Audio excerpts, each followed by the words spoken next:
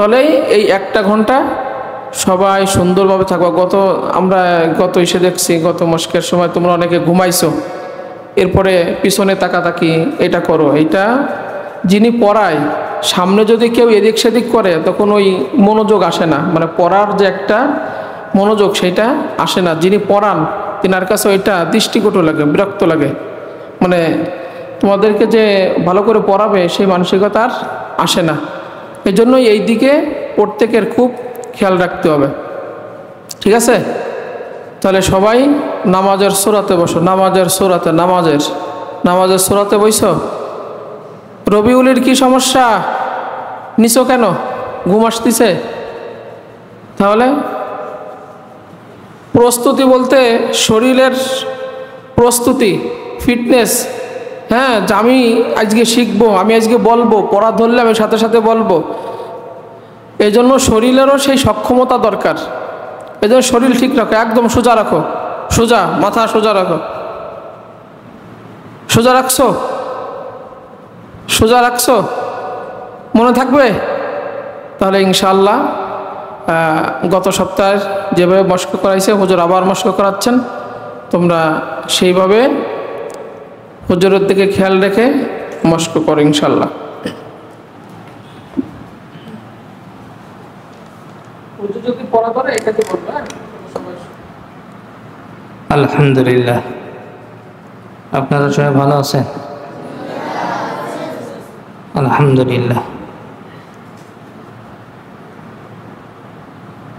শুধু তেলাওয়াত করে গেলাম আর তেলাওয়াত অনুযায়ী আমল করলাম। তেলাওয়াতের সৌন্দর্য উঠাতে গেলে কিছু বিষয় আছে, সেই বিষয়ের ভিতরে আজকে একটা বিষয় আমি বলবো, যেগুলো তেলাওয়াতের ধারণ, তর্জ এবং সৌন্দর্য আনে। এই জন্যে আপনারাও খেয়াল করবেন, বিশেষ করে এই কয়টা জিনিস খেয়াল রাখলে তেলাওয়াত সৌন্দর্য হয়ে যায়। তেলাওয়াতের কিছু কিছু সময় মোটা হয়, কিছু কিছু সময় পাতলা হয়। তাই এই তেলাওয়াতের মোটা আর পাতলা নিজের জবান থেকেই বের করতে হয়, একই জবান থেকে। কোনো কোনো সময় পাতলা হবে, কোনো কোনো সময় কি হবে, মোটা হবে। তা হরফের মোটার কারণে তেলাওয়াতের আওয়াজ মোটা হবে, আবার হরফের কারণে কোনো কোনো সময় পাতলাও হবে। তা তেলাওয়াতের ধারণ আছে। তেলাওয়াতের তর্জের ভিতরে আপনারা পড়েছেন মনে হয়, তর্জ কয় প্রকার? 3 প্রকার। কয় প্রকার? আর তেলাওয়াতের মোটা এবং পাতলার ভিতরে 5টি পার্থক্য আছে। কয়টি? তা কিছু হরফ আছে সর্বহালতে মোটা হয়, জানেন সে হরফগুলো কি? হরফে ইস্তেআলা। এই হরফগুলো সর্বহালতে কি হয়? মোটা হয়। যখন তেলাওয়াত করবেন তখন এই হরফগুলো যত মোটা করবেন তত তেলাওয়াতের সৌন্দর্য বাড়ে। যেরকম আপনি একজন মানুষ, তা আপনাকে সৌন্দর্য করার জন্য বিভিন্নভাবে সৌন্দর্য করা যায়, আবার অসৌন্দর্য করার জন্য বিভিন্নভাবে করা যায়। তা আপনাকে একটা সুন্দর একটা সাদা জামা গায়ে দিয়ে, একটা পাগড়ি পরায় দিয়ে সৌন্দর্য লাগবে কিনা? এরপরে যদি আবার একটা চশমা চুয়ে দেওয়া যায় তাহলে আরও একটু সৌন্দর্য লাগবে। তারপরে যদি হাতে একটা ঘড়ি দেওয়া যায় তা আরও একটু সৌন্দর্য লাগবে। এরপরে স্যান্ডেলের জায়গায় যদি একটা শু পরায় দেওয়া হয় তা আরও সৌন্দর্য আসবে কি না? তা একটা মানুষকে বিভিন্নভাবে সৌন্দর্য করা যায়। তা তেলাওয়াতের ধারণের ভিতরে বিভিন্ন সৌন্দর্য আছে। তার ভিতরে 1 নম্বর সবথেকে গুরুত্বপূর্ণ হচ্ছে মানুষের সবথেকে সৌন্দর্য আনে পোশাকে। এই পোশাক যদি না পরায় দেওয়া হয় তাহলে তার সৌন্দর্য কি বাড়ে না কমে? বলেন, কমে। এই জন্যই তেলাওয়াতের সবথেকে বেশি ভালো সৌন্দর্য আনা হচ্ছে হরুফ ইস্তেআলা। তেলাওয়াতের ভিতরে এই হরুফ ইস্তেআলা কয়টি জানেন? 7টি। কয়টি? সদ, ত, খ, গাইন, কফ। এই হরফগুলো সর্বহালতে কি হয়? মোটা হয়। দ্বিতীয় নম্বর হচ্ছে লফজে আল্লাহ। আল্লাহ শব্দ কোনো কোনো সময় পুর হয়, কোনো কোনো সময় কি হয়, বারিক হয়। 3 নম্বর হচ্ছে র। এই র কোনো কোনো সময় বারিক হয়, কোনো কোনো সময় কি হয়, পুর হয়। 4 নম্বর হচ্ছে মদ। এই মদ কোনো কোনো সময় মোটা হয়, কোনো কোনো সময় বারিক হয়। 5 নম্বর হচ্ছে গুন্না। এই গুন্না কোনো কোনো সময় মোটা হয়, কোনো কোনো সময় পাতলা হয়। এই তেলাওয়াতের ভিতরে মোটা আর পাতলার পার্থক্য আমার জবান দিয়েই বের করতে হবে। শর্ত হচ্ছে প্রত্যেকটা হরফের মাখরাজে যাবে, তারপরে মোটা হবে, মদ মোটা হবে, গুন্না মোটা হবে। রর উপরে জবর থাকলে র পুর হয়, জেদ থাকলে বারিক হবে। ঠিক আছে? লফজে আল্লাহর উপরে জবর অথবা পেশ থাকলে লফজে আল্লাহ পুর হয়, জেদ থাকলে বারিক হয়। আর হরুফ ইস্তেলা এটা সর্ব অবস্থায় মোটা হয়। তেলাওয়াতের ক্ষেত্রে এইগুলো আমার জেহেনের সর্ব অবস্থায় বিদ্যমান থাকতে হবে। বুঝতে পেরেছেন? গুন্না মোটা হয় যেরকম কফ ত বা জিম দাল।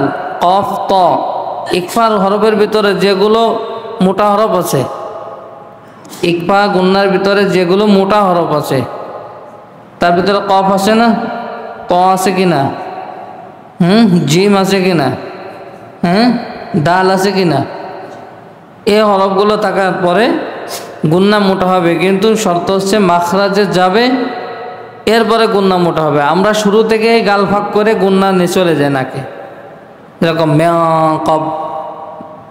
ঠিক আছে? এরকম গুন্নাও হবে না। একবার জবান গুন্না করার সময় জবান আমার দাঁত দেখা যাবে না, কিন্তু অটোমেটিক কী হবে, গুন্না মোটা হবে। বুঝতে পেরেছেন? যেরকম মিন কবল, এই যে আমার জবান ঠিক থাকবে, আমার জবান খুলবে না। জবান খুললে গুন্না নির্দিষ্ট স্থান থেকে গুন্না আসে না। আমরা অনেক সময় জবান ফাঁক করে দিয়ে গলায় চাপ দিয়ে ফিসাদ দিয়ে আমরা গুন্না ওঠাই, কোনো ফিসাদ থাকবে না জবানে। ঠিক আছে ইনশাল্লাহ? আমি আর একটা সবক দিয়েছিলাম আপনাকে আগামী সপ্তাহে, যে হাফেজে কোরআন হওয়ার জন্য 9টি কাজ জরুরি। তার ভিতরে 1 নম্বর কী ছিল? নিয়তকে খালেস করা। কি করা? 2 নম্বর বলেন। জি, একটু জোরে বলেন। আল্লাহর কাছে দোয়া করা। এরপরে জি, হ্যাঁ। 2 নম্বর হচ্ছে গুনাহ না করা, গুনাহকে ছেড়ে দেওয়া। না করা অর্থ হচ্ছে গুনাহকে ছেড়ে দেওয়া। 3 নম্বর হচ্ছে এই ছেড়ে দেওয়ার জন্য বেশি বেশি করে আল্লাহর কাছে কি করা? প্রার্থনা করা, দোয়া করা। করেছেন ইনশাল্লাহ? একজনেরই মনে আছে, বাকি কজনের মনে নেই। কারণ কোরআন হচ্ছে দামি জিনিস। কোরআন কি জিনিস? কোরআনের মতন দামি পৃথিবীতে আর কোনো জিনিস আছে? তাই এই দামি জিনিস অপবিত্র জায়গায় থাকে? আমাদের ঘরের মা চাষিরা সারাদিন কাজ করে, একটা ভাঙা কোদাল দিয়ে গরুর গোল পরিষ্কার করে। এই গরুর গোলের যে গোবর টোবর লাগানো যে কোদালটা, এই কোদালটাকে রাত হলে আলমারির ভিতর তুলে রাখে। আর সব থেকে দামি জিনিস তাদের কাছে স্বর্ণ অলংকার, এগুলো আলমারির থেকে বাইরে গোবর এখানে ফেলাই দিয়ে আসে। কেন দেয় না? যে ওইটা দামি, ওটা আরও সৌন্দর্য জায়গায় রাখে, যে জায়গায় রাখেছে তার থেকে আরও গোপন কক্ষে রাখে, যদি ডাকাত আসে, চোর আসে। এই জন্যই তো কি রাখে, সুন্দর থেকে সুন্দর জায়গায় রাখার চেষ্টা করে। তা আল্লাহ তাআলা যেমন দামি, আল্লাহর কালামও তত দামি। আর এই দামি জিনিস অপবিত্র জায়গা, যে কলবের ভিতরে ঢুকবে, সেই কলবের ভিতরে যদি গুনার দাগ থাকে, গুনাহ থাকে, তাহলে ওই নাপাক বস্তুর সাথে পবিত্র বস্তু কোনো সময় থাকবে এক জায়গায়? থাকবে না। এই জন্যে আমরা গুনাহকে ছেড়ে দেব। আমাদের সব থেকে বড় অধঃপতন হচ্ছে গুনার কারণে। আমি পড়া মুখস্থ করতেছি, কষ্ট করতেছি, কিন্তু মুখস্থ হচ্ছে না। মুখস্থ হচ্ছে কিন্তু ইয়াদ থাকতেছে না। এর একটাই কারণ হচ্ছে যে আমার অন্তরের ভিতরে গুনার দাগ এখনও রয়ে গেছে, যার কারণে আমি যত কষ্ট করি না কেন আমার এই গুনাহ আমি ছাড়তে পারতেছি না, গুনাহ মাফ করাতে পারতেছি না। এই গুনার কারণে আমার কোরআন আস্তে আস্তে বের হয়ে যাচ্ছে। এই জন্যই বেশি বেশি করে এই 3টে জিনিসের উপর আরও 1 সপ্তাহ আমল করবেন। বুঝতে পেরেছেন? 1 নম্বর কি নিয়তকে খালেস করতে হবে, 2 নম্বর গুনাহকে ছেড়ে দিতে হবে, 3 নম্বর আল্লাহর কাছে বেশি বেশি করে এই গুনাহ থেকে বাঁচার জন্য দোয়া করতে থাকতে হবে। ঠিক আছে ইনশাল্লাহ? আল্লাহ তাআলা সকলকে যে কথাগুলো বললাম আমাকে এবং আপনাদেরকে আমল করার তৌফিক দান করুক। যাই হোক, আমাদের পড়া ছিল 29টি হরফ, তাই না? আরবির হরফ কয়টি? মাখারিজ। এই 17টি মাখরাজ কয়টি হরফ কয়টি স্থান থেকে উচ্চারিত হয়? উত্তর দেন। 5টি। কয়টি? 1 নম্বর কি? কণ্ঠনালী। এই কণ্ঠনালী আমাদের চলতেছিল, 2টো মাখরাজ হয়েছিল। কয়টি মাখরাজ? 2টি কণ্ঠনালীর শুরু আর কণ্ঠনালীর মধ্যখান, আর আজকে হবে কণ্ঠনালীর শেষ। এই 6টি হরফ, 3টি মাখরাজে কয়টি হরফ? 6টি হরফ। বাকি 2টি হরফ 4টি হরফকে আপনারা উচ্চারণ করেছেন, আমি ধরবো একটু পরে ইনশাল্লাহ। বাকি আগামী সপ্তাহে আসার আগে আপনারা প্রত্যেকে একটা করে আয়না ব্যবস্থা করবেন, ঠিক আছে? আয়না প্রত্যেকেরই লাগবে। আয়না হচ্ছে সেকেন্ড উস্তাদ। আপনি আমার জবান দেখে দেখবেন, আপনার জবানে মিলাবেন। আপনার জবান যদি আপনি না দেখতে পারেন তা মিলাতে পারবেন? এই জন্যে আয়না শুধু মস্কের সময় বাইর করবেন, এমনি সময় ক্লাস টাইমে বের করে ঘুরে নিয়ে বেড়াবেন না। বাক্সের ভিতরে তালা মেরে রাখবেন যেদিন মস্ক হবে। আর আসরের পরের থেকে মাগরিব পর্যন্ত আপনারা যে সময়টুকু পান একটু হরফের পিছনে মেহনত করবেন, দেখবেন অল্প দিনেই আপনাদের হরফ সুন্দর হয়ে যাবে। হরফ সুন্দর হয়ে গেলে তেলাওয়াত অটোমেটিক সুন্দর হয়ে আসবে। ঠিক আছে? তাহলে 3 নম্বর মাখরাজ কণ্ঠনালী শেষ। কণ্ঠনালী শেষ কোথায় বলতে পারেন? হ্যাঁ, ওই জায়গা থেকে কি উচ্চারণ হয়?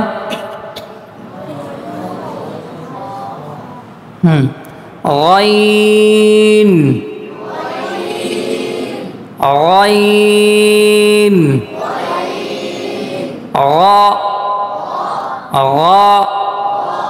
গাইন, গাইন, গাইন,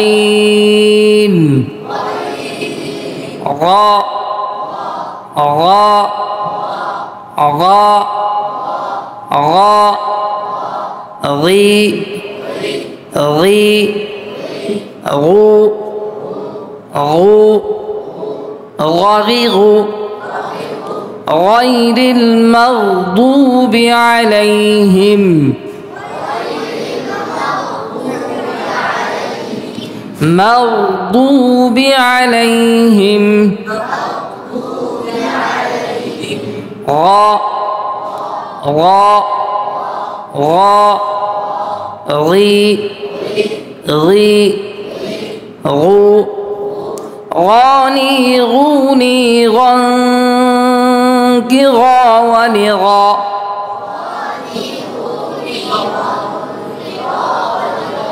غاني غوني غنك غا ونغا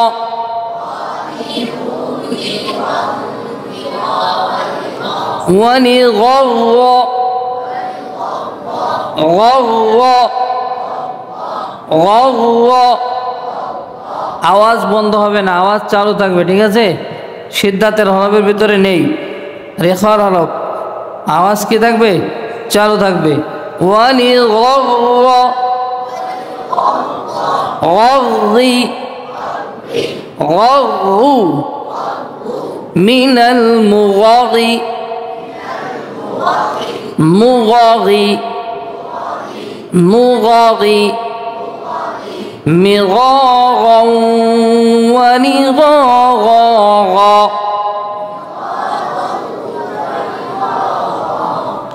را غا غا غا غي غي غو غو غو هل أتاك حديث الغاشية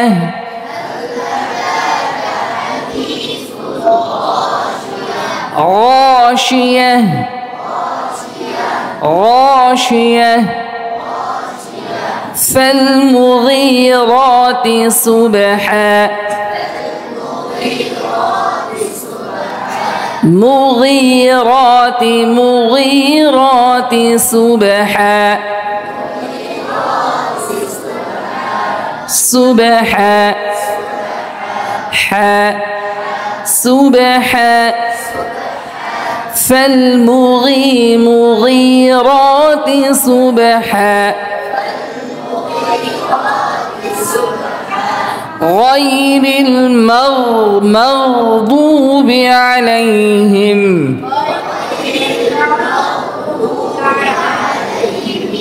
خا خا خا خا خي خي خي خي خو خو خا خا خي خي خي خو خو خا خا خي خي خي خو خا خي خو خا خا خا خا خا خا خا خي خي خي خو خا خي خو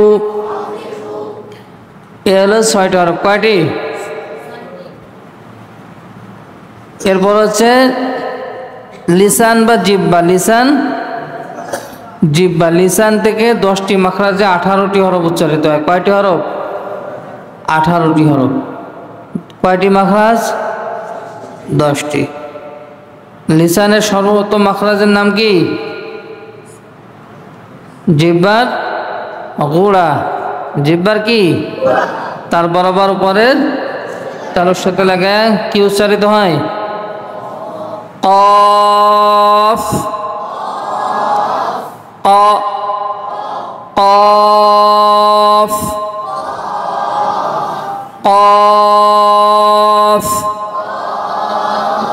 কফ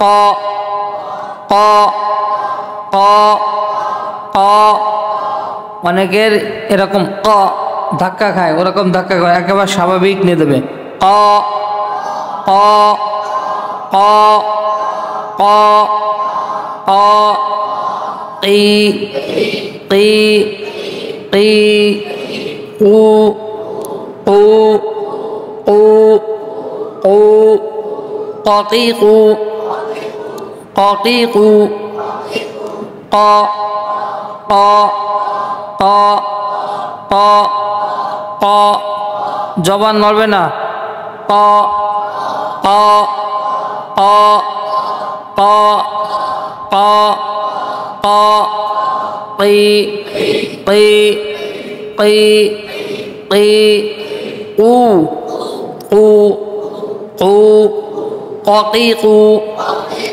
حق حق حق লিসানের 2 নম্বর মাখরাজ জিহ্বার গোড়া থেকে একটু আগে বাড়িয়া তার বরাবর উপরে তার সাথে লাগায়া কাফ কি এটা হচ্ছে জিহ্বায় এটা হচ্ছে গোড়া এর থেকে একটু আগে বাড়ায় এটা তার সাথে লেগে যাবে কাফ كاف كاف كاف كاف كاف كاف كا كا كا كي كي كي كي كو كو كو Kakiku, kakiku, kakiku, kakiku. Akbar, akbar. Allahu akbar. Allahu akbar. Akbar. Inna a'tainakal kautsar.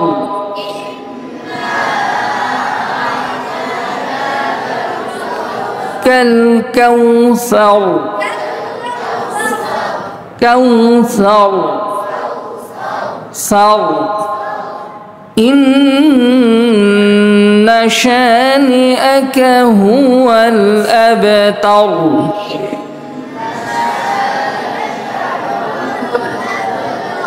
كاف كاف كاف Kakiku, kakiku, kakiku, kakiku, kaka, kaka, kakiku, kakiku, kakiku, qaqiqu, qaqa, qaqiqu, qaqiqu, haqqa. حق القارعة القارعة القارعة ما القارعة وما أدراك ما القارعة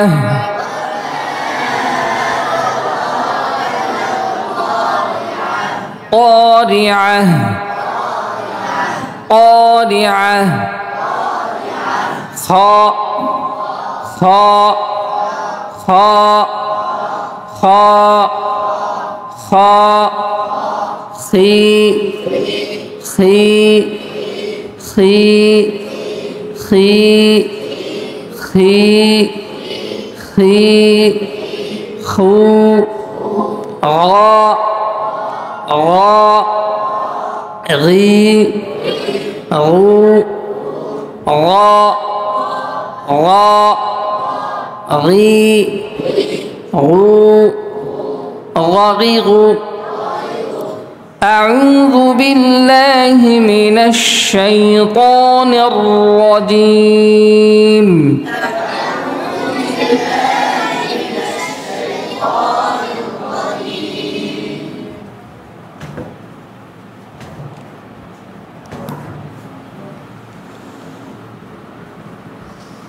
ঘুম আসতেছে বাবা?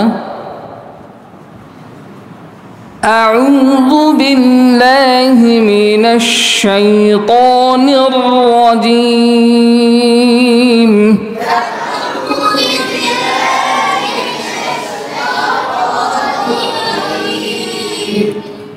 أعوذ بالله من الشيطان الرجيم.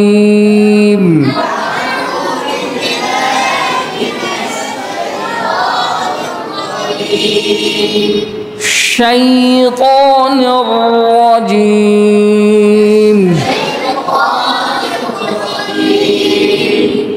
ঝুলে রাখবেন الشيطان الرجيم.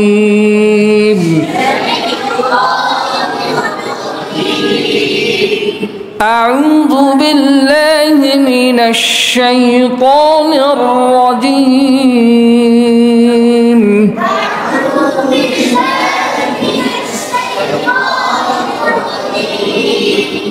ধাক্কা দেবেন أعوذ بالله من الشيطان الرجيم.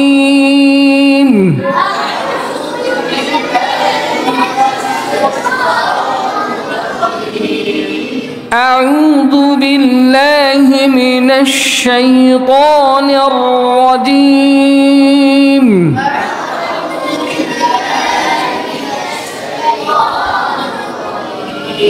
الشيطان الرجيم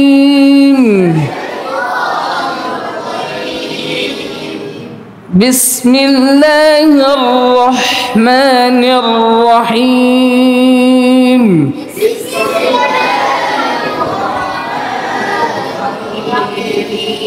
بسم الله الرحمن الرحيم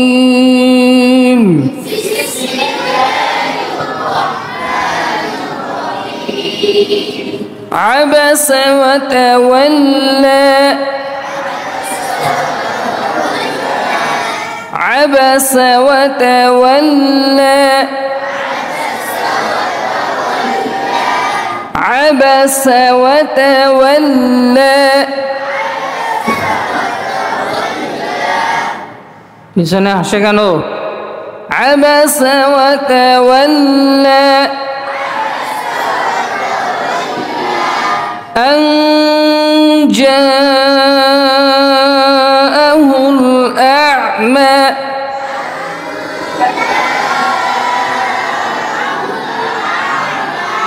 أن جاءه الأعمى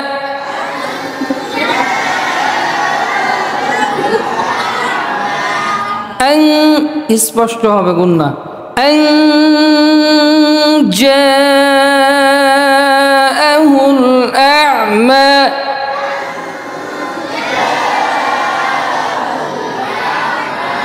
عبس وتولى عبس وتولى তাশদীদ ওয়ালা হরফ ধরবেন ধরে অপেক্ষা করবেন عبس وتولى أن جاءه الأعمى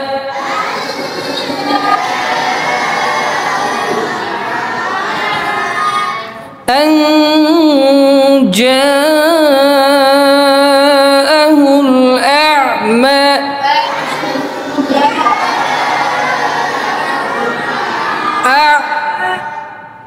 যখন আইন উচ্চারণ করব আইন বের হবে মিমির জায়গায় লেগে দেবে আ'মা আ'মা আ'মা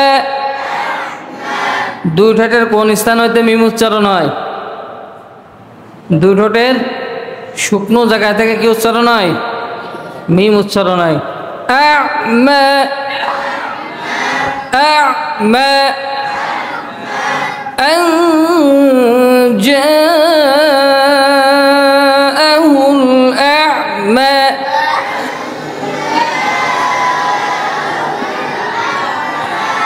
وما يدريك لعله يزكى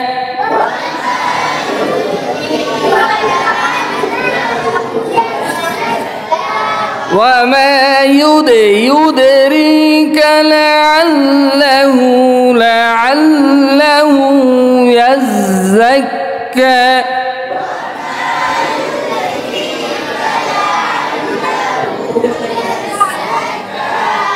وما يدريك لعله يزكى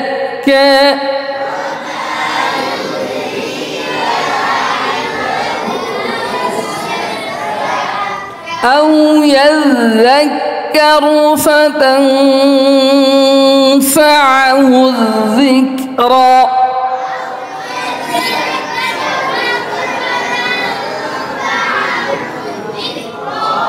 أو يذكر فتنفعه الذكرى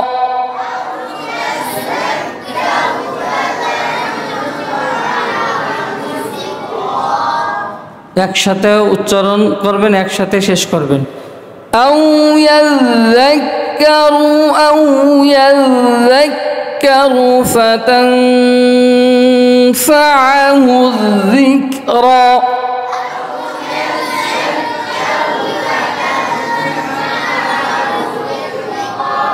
أما من استغنى طغنى ঠোঁট লাগবে না طغنى طغنى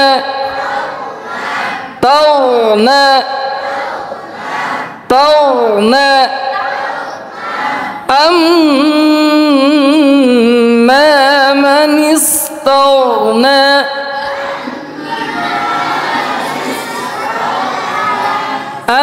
أما من استغنى فأنت له تصدى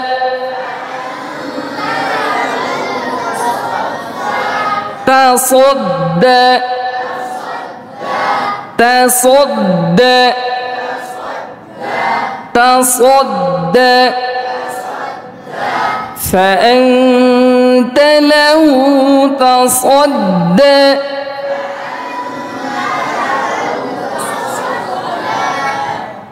গুন্না পাতলা হবে তা হরফ পাতলা হরফ فأنت له تصدى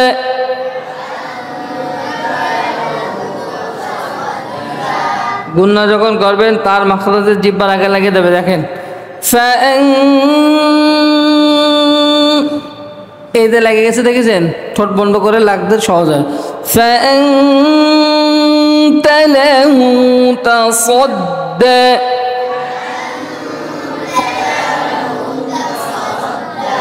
وما عليك ألا يزكى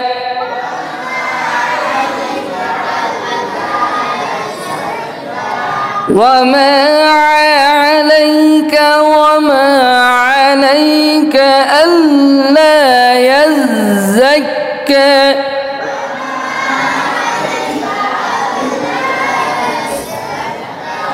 وما عليك ألا يزكى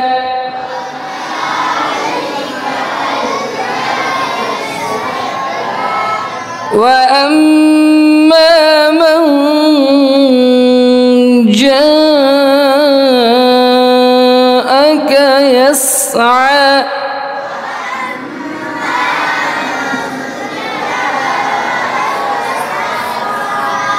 গুন্না বেশি করেন وأما من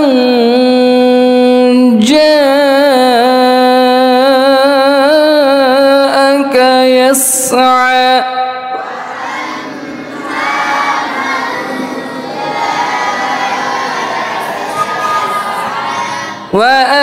وأما من جاءك يسعى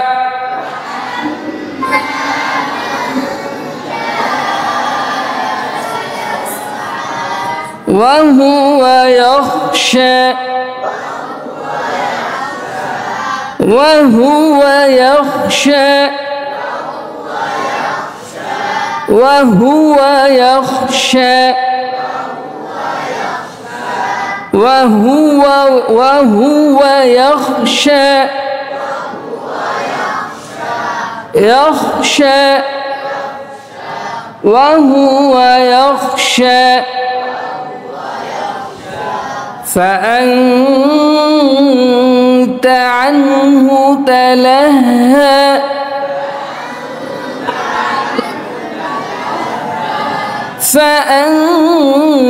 فأنت عنه تلهى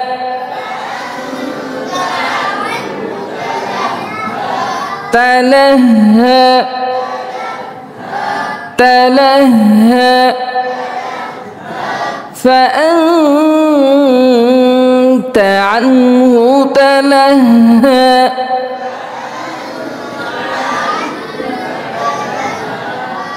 كلا إنها تذكرة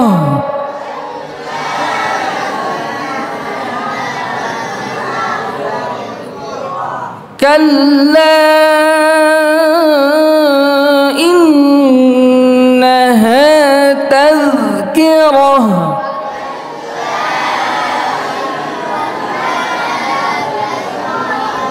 ওয়াজিব গুন্না বেশি করেন, ওয়াজিব গুন্না কমপক্ষে 1.5 হরকত পুরো বন্ধু, অর্থাৎ 1.5 আলিফের বেশি গুন্না করবেন, ঠিক আছে? কাল্লা ইন্নাহা তাযকিরাহ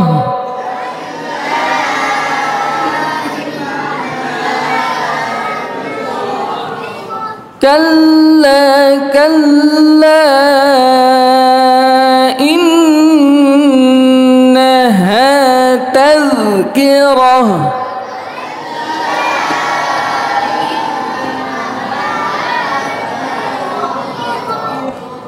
فمن شاء ذكره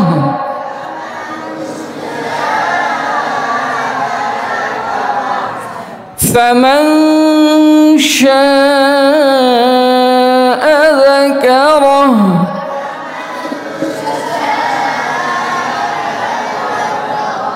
স্পষ্ট, প্রত্যেকটা শব্দ আলাদা। فمن شاء ذكره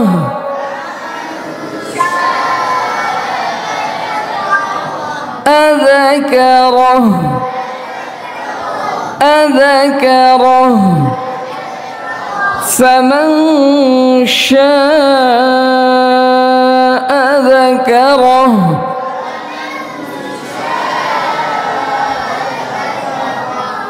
في صحف مكرمة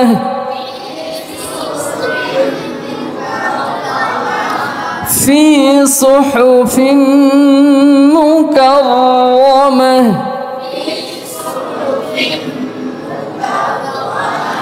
في صحف مكرمة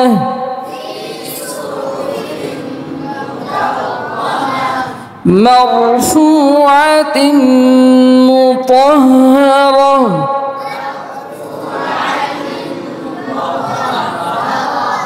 আওয়াজ জোরে পড়তে হবে, জোরে জবান খুলে পড়তে হবে।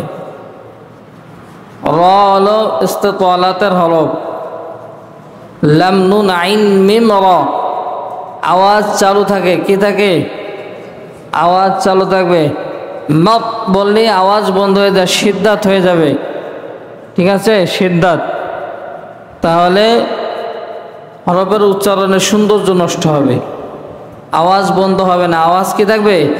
মারফুআতিন মুতাহহারা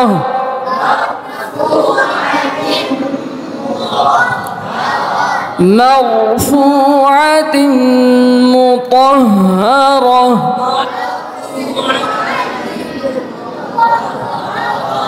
বিআইদি সাফারা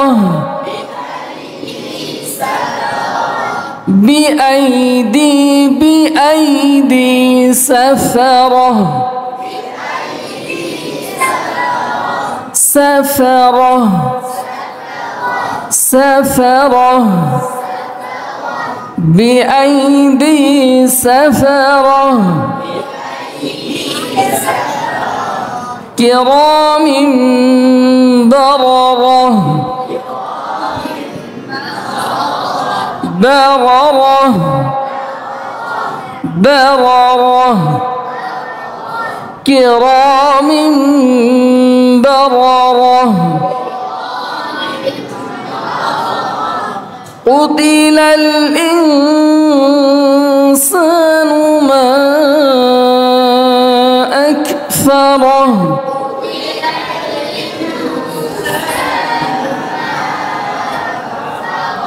قتل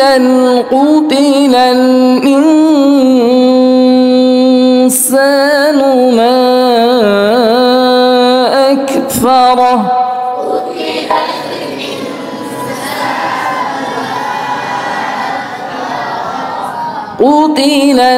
قتل الإنسان ما فرة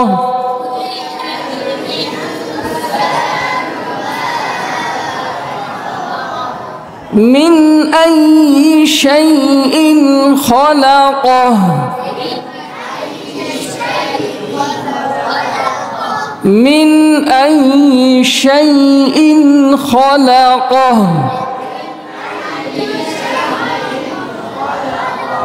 من أي شيء خلقه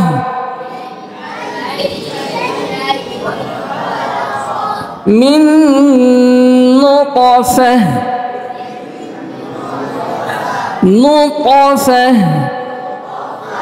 خلقه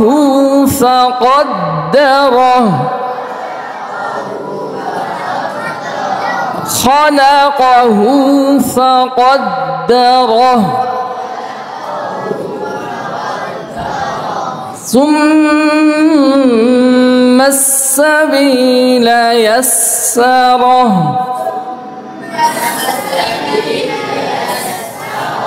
ثم السبيل يسره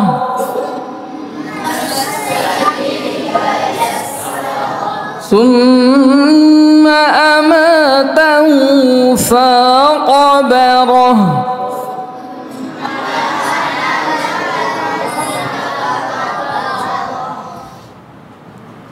ثم أماته فقبره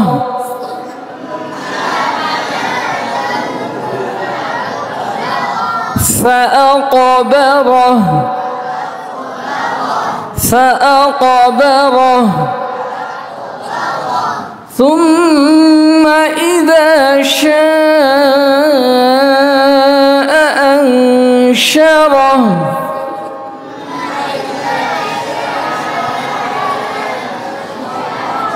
ثم إذا شاء أنشره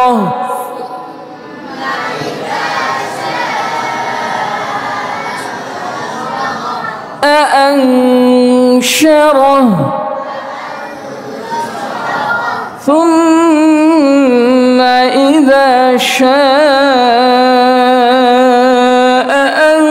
أنشره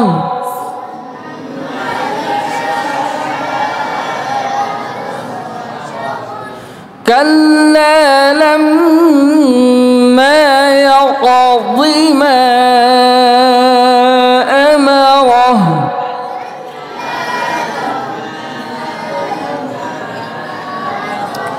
يقض ما أمره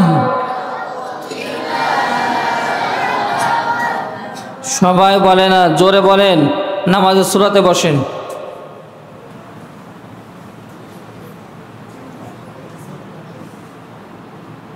ও পিছনের দিকে কথা বলে কেন? পিছনে যে যার পাশে যে কথা বলবে দাঁড়ায় দেবেন।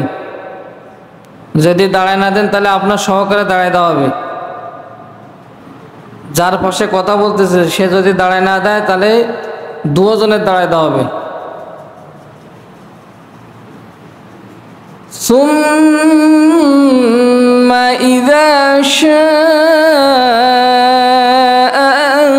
أنشره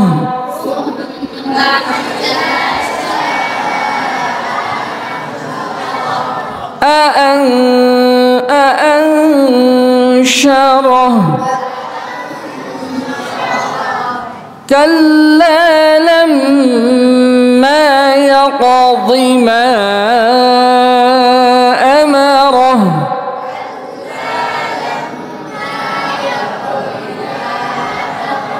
يقض ما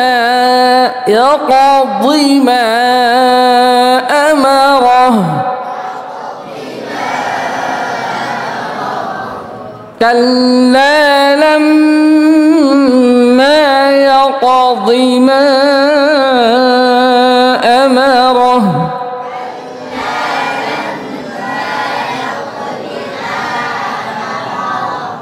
ضاد উচ্চারণ হচ্ছে না কেন? يقضي ما ضاد يقضي ما أمره ضاد ض ض ض ضي ضي ضي ضو يقضي ما أمره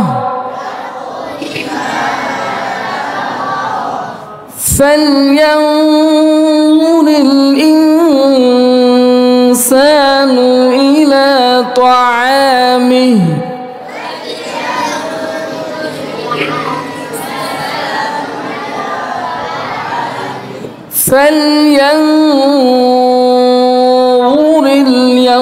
فلينظر الإنسان إلى طعامه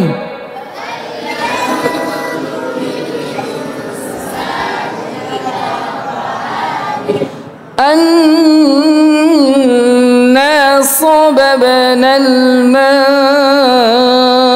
صبا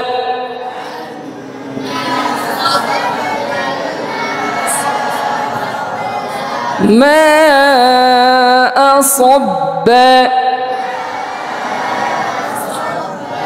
ماء صبا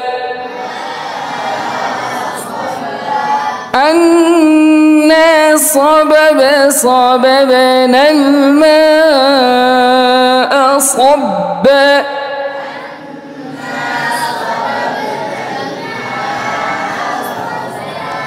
ثم شققنا الأرض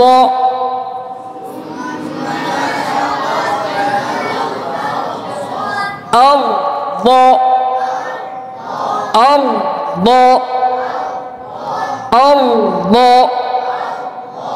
ثم شققنا الأرض شقا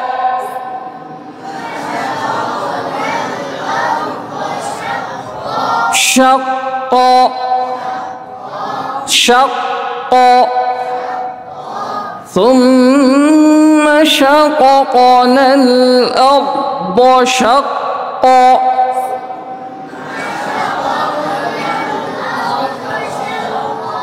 شقا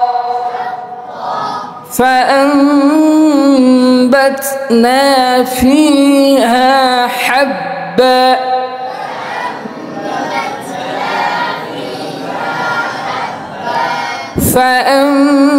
فأنبتنا فيها حبا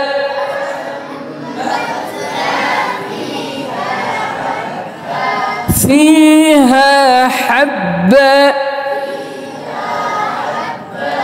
فيها حبا حبا حبا وعنبا وقضبا وقضبا قضبا قضبا قضبا وعنبا وقضبا وزيتونا ونخلا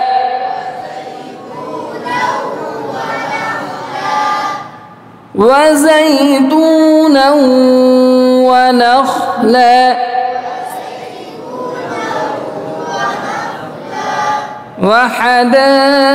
وحدائق غلبا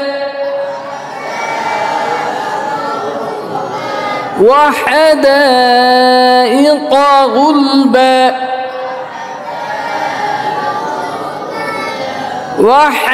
وحدائق غلبا غلبا وفاكهة وحبا وأبى وأبى وفاكهة وأبى وأبى وفاكهة وأبى متاعا لكم ولأنعامكم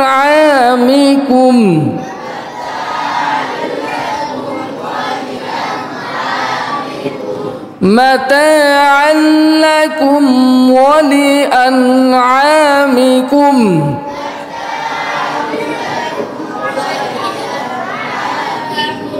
فإذا جاءت الصاخة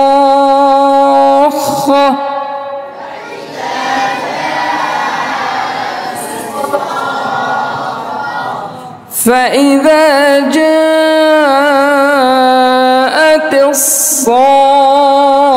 الصاخة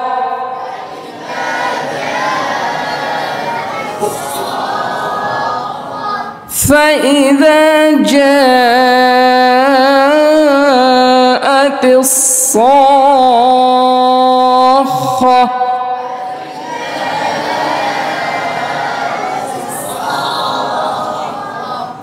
يوم يفر المرء من أخيه يوم يفر المرء من أخيه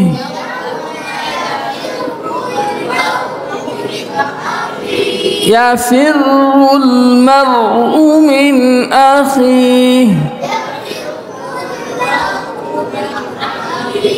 সব করা পাতলা يوم يفر المرء من أخيه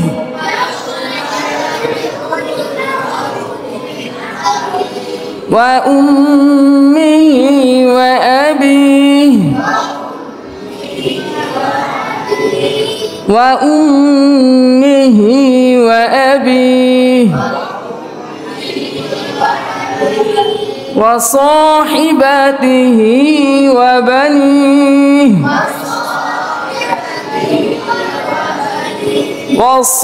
وصاحبته وبنيه لكل امرئ منهم يومئذ شأن يغنيه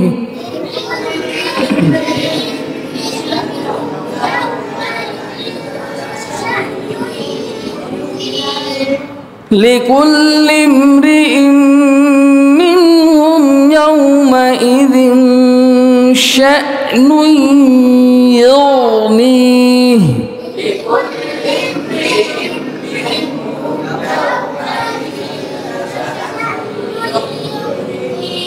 গুণনা করেন لكل امرئ منهم يومئذ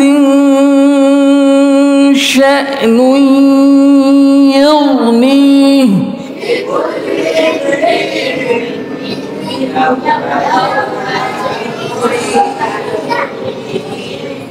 شأن يغنيه وجوه يومئذ مسفرة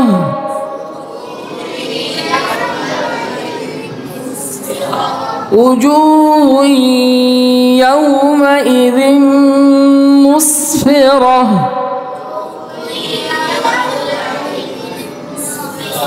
وجوه يومئذ مسفرة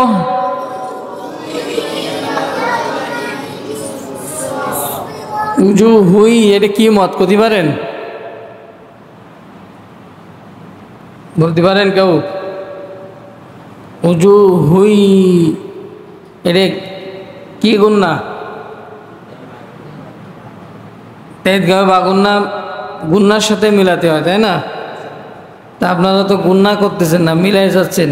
মিলাই গেলে গুন্না ছাড়া মিলালে কি হয়? গুন্না ছাড়া যদি ঈদগামের বা গুন্না মিলানো হয়, তাহলে ঈদগামে বেগুন্না কার সাথে মিলাবেন? গুন্নার সাথে। খেয়াল করতে হবে, পিছনে এখনো শয়তানি হচ্ছে।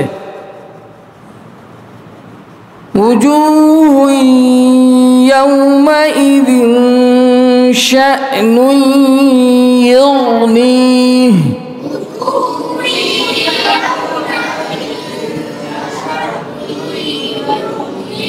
শা'নুন ইউগনিহ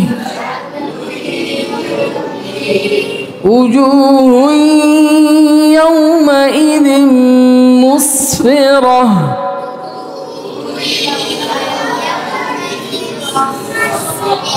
وجوه يومئذ مسفرة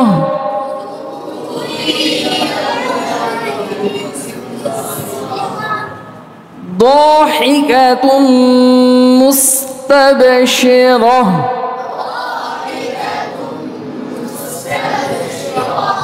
ضاحكة مستبشرة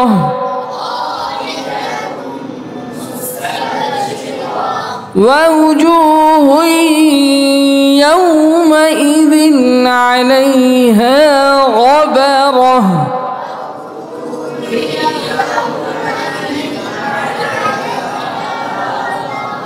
ووجوه يومئذ عليها غبرة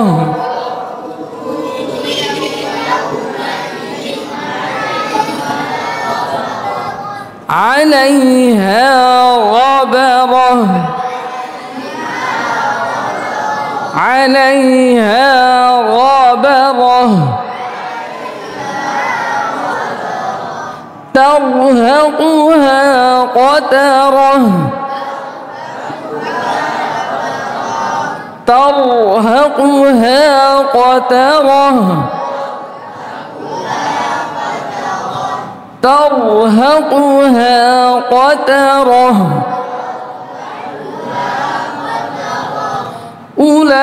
أولئك هم الكفرة الفجرة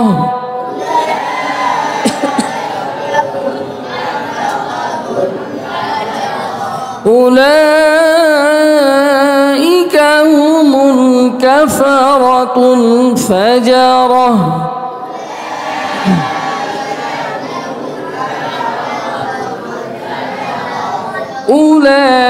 أولئك هم الكفرة الفجرة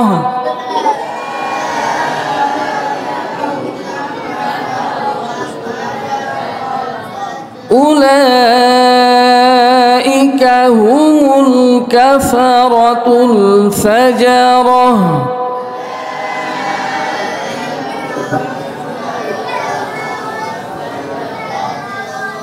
পানি পানি أعوذ بالله من الشيطان الرجيم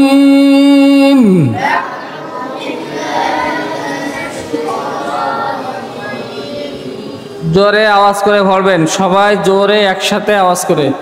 মস্ক কিভাবে করতে হয়? একসাথে এবং প্রত্যেকের আওয়াজ একজনের আওয়াজের ন্যায় হতে হবে। একসাথে এবং যা চোখে দেখব, যা কানে শুনবো। তা আপনারা তো কানে শুনতেছেন না, চোখেও দেখতেছেন না, আপনাকে কাজ আপনারা করেই যাচ্ছেন। খানদান না খানদান বরাবর সুদ। এইভাবে যদি আপনারা আগ্রহের সাথে পড়েন তাহলে যা আছে তাই, কোনো পরিবর্তন আসবে না। সারা রাত মাছ মারলাম, ব্যাগের তলায় যদি ফুটো থাকে তো ব্যাগে মাছ বাড়ি আসবে? আসবে না। এই জন্যই আগ্রহের সাথে মেহনত করা, জজবা দিয়ে চেষ্টা করা, দুটো সমান নয় এলেম আসবে। এলেম অত সহজ না যে গিলাম আর আসলাম ইচ্ছা হলো পড়লাম, ইচ্ছা হলো না পড়লাম না, এত সহজে এলেম আসবে না। এলেম অনেক মূল্যবান সম্পদ। যে যত দামি, সে দামি জিনিস আনতেও একটু কষ্ট হয়। এই জন্যই সময়কে গুরুত্ব দেন, সময়ের কদর করেন, মূল্য দেন, ইনশাল্লাহ ফায়দা হবে। আর যদি মূল্য না দেন, ক্ষতিগ্রস্ত আপনি হবেন। বুঝতে পেরেছেন? এই ক্ষতিগ্রস্ত কে হবে? আপনিই হবে। আমি হব না, আপনার ওস্তাদরাও হবে না। বুঝতে পেরেছেন? এই জন্যে যেটুকু সময় দেওয়া আছে, এই সময়টুকু মূল্য দেওয়ার চেষ্টা করবেন। أعوذ بالله من الشيطان الرجيم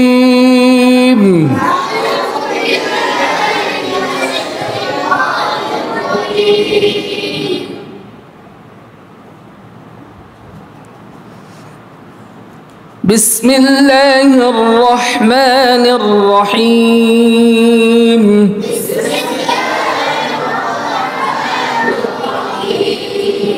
আরো জোরে বলেন أعوذ بالله من الشيطان الرجيم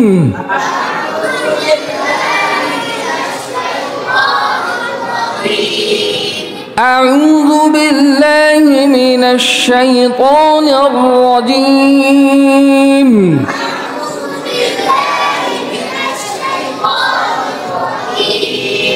أعوذ بالله من الشيطان الرجيم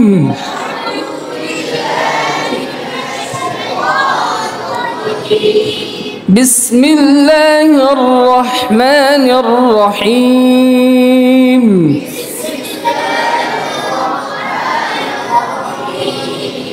بسم الله الرحمن الرحيم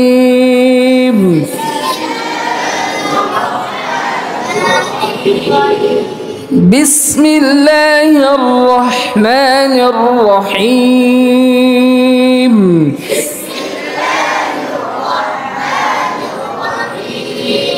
الحمد لله رب العالمين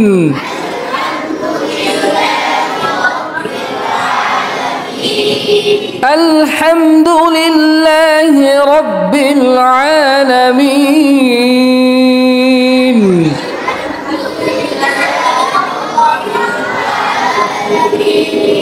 الرحمن الرحيم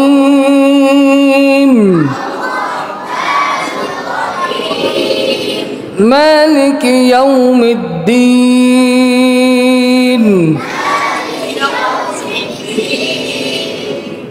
প্রথমটা হাই হবে, দ্বিতীয়টা মাঝামাঝি, তৃতীয়টা লুজ। সোলো আলহামদুলিল্লাহি রাব্বিল আলামিন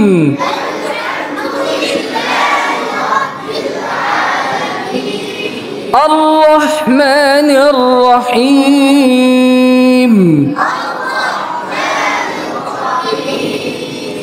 مالك يوم الدين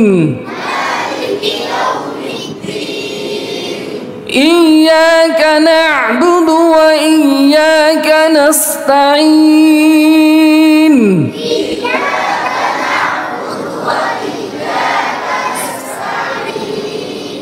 إياك نعبد وإياك نستعين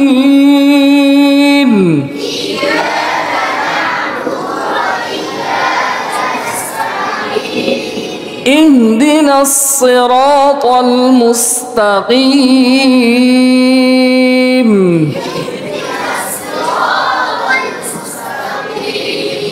اهدنا الصراط المستقيم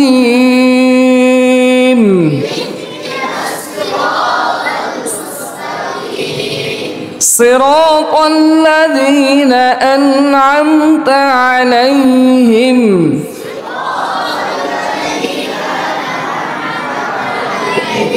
صراط الذين أنعمت عليهم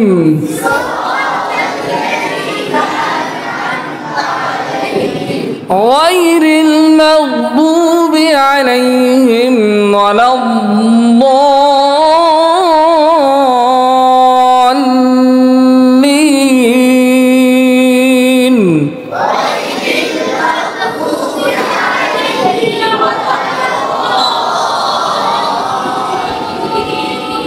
গাইন উচ্চারণ করার সময় দু ঠোঁট গোল হবে না غير المغضوب عليهم ولا الضالين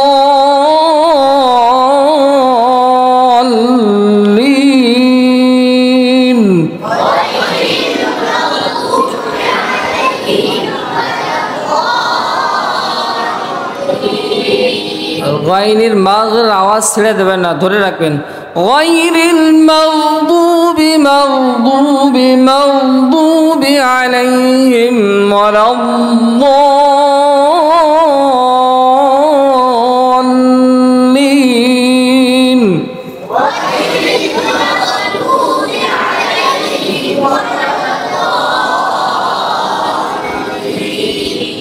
ولا ضالين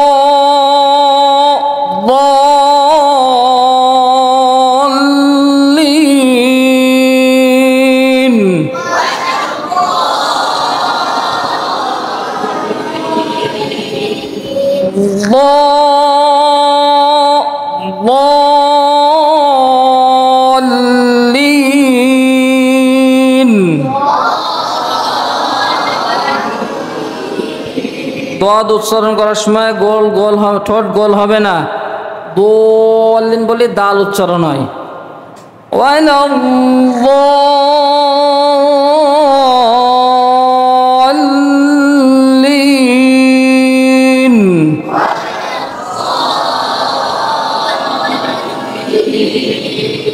غير المغضوب عليهم ولا الضالين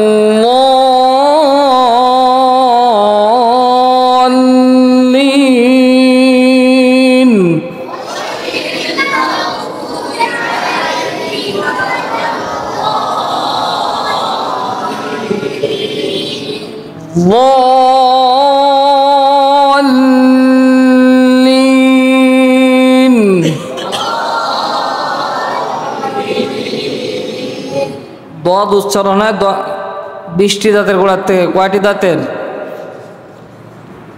কি কি বলতে পারেন? নাজিসের 4টি। কয়টি? নাজিসের,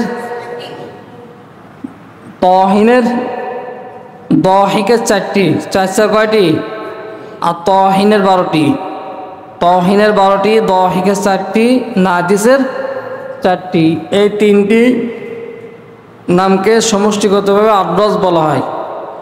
এই 20টি দাঁতের নাম সমষ্টিগতভাবে কি বলা হয়? আদরাস। আদরাস কি? এটা হচ্ছে জিহ্বা। এই জিহ্বার চতুর্থ সাইডকে বলে হাফানে লিসান। কি বলে? হাফানে লিসান। জিহ্বার আগে কে বলে যরফে লিসান। কি বলে? যরফে লিসান। কি লিসান? যরফে লিসান। জিহ্বার পিঠকে বলে তরফে লিসান। এই জিহ্বার যেটা পিঠ থাকে এটে তরফে লিসান, আর এটাকে বলে বাতনে লিসান। কি বলে? বাতনে লিসান, তরফে লিসান, যরফে লিসান, হাফানে লিসান। জিহ্বার চতুর্থ সাইডকে কি বলে? হাফানে লিসান। জিহ্বার আগাকে যরফে লিসান। জিহ্বার উপর পিঠকে কি বলে?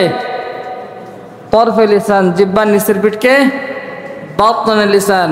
এই মাখরাজের বইতে দেখবেন যা আছে, ঠিক আছে? তাহলে এই হাফানে লিসান আদরাসে আউলিয়ার গুড়ার সাথে লাগায়া। আউলিয়া অর্থ হচ্ছে উপরে, সুফলা অর্থ হচ্ছে নিচে। আউলিয়া অর্থ কি? উপরে, আর সুফলা অর্থ নিচে। হাফানে লিসান আদরাসে আউলিয়ার গুড়ার সাথে লাগিয়া জিহ্বার এক পিঠ বা উভয় পিঠ তালুর সাথে লাগায়া দদ উচ্চারিত হয়। জিহ্বার এক পিঠ বা উভয় পিঠ, এক পাশটাও দদ উচ্চারণ করা যায়, দুই পাশটাও উচ্চারণ করা যায়, তবে দুই পাশটা উচ্চারণ করা সহজ। এই জন্য জিহ্বার এক পিঠ বা উভয় পিঠ তালুর সাথে কি হবে? লেগে যাবে। প্রকাশ থাকে যে ওই জায়গায় একটা সতর্কবাণী আছে, প্রকাশ থাকে যে জিহ্বা না আগা, অর্থাৎ জরফে লিসান সানায়া উলিয়ার আগার সাথেও লাগবে না, গোড়ার সাথেও লাগবে না। আগার সাথে লাগলে জ হয়, কি হয়? জ। আর গুড়ার সাথে লাগলে দাল হয়। যখন আপনি ঠোঁট গোল করবেন তখন জিহ্বার আগা সানায়া ওলিয়ার গুড়ার সাথে লেগে যায়, তখন দাল উচ্চারণ নেয়। অধিকাংশ আমাদের দদের জায়গায় খুব ত্রুটি, দদ উচ্চারণের বিষয়টা খুব ত্রুটি। অধিকাংশ মানুষের দাল উচ্চারণ করে, আর দু একজন যারা উচ্চারণ করতে যায় তারা জ উচ্চারণ করে। জরও আওয়াজ পাবে না, দালেরও আওয়াজ পাবে না, স্পষ্ট জ্বর দদের আওয়াজ হবে। খেয়াল করেন, ব ব জিহ্বে চাপ দেন, এরকম ভাবে চাপ দেন, আগা লাগবে না। ব ব ব ব ব ব ব ব ওয়ানি দ ব ব ضاني ضوني ضاك ضاني ضا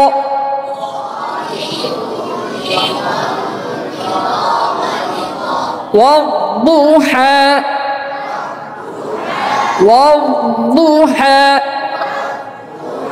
আওয়াজ বন্ধ হয়ে গেলে দাল দেবে। والضحى والضحى ووجدك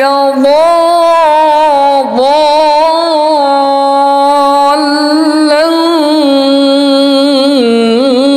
فأغنى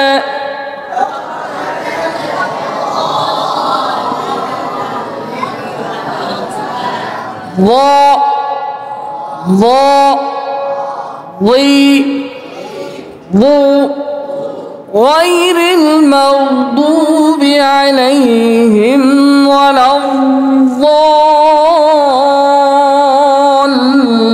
الضالين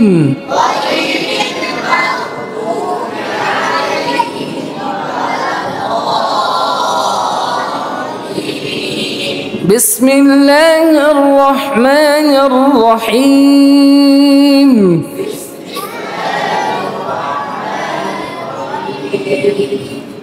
بسم الله الرحمن الرحيم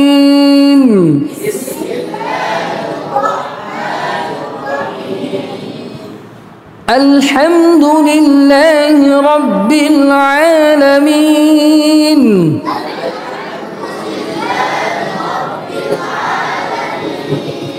الرحمن الرحيم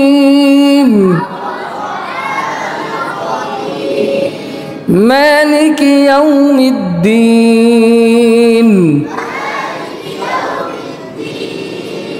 إياك نعبد وإياك نستعين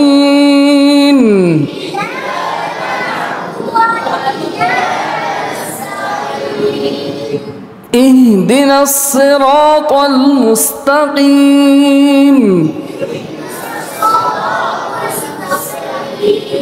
صراط الذين أنعمت عليهم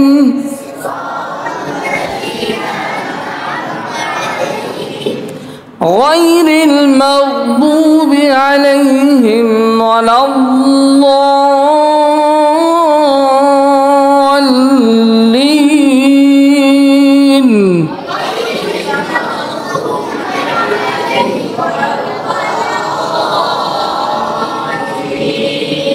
صدق الله مولانا العظيم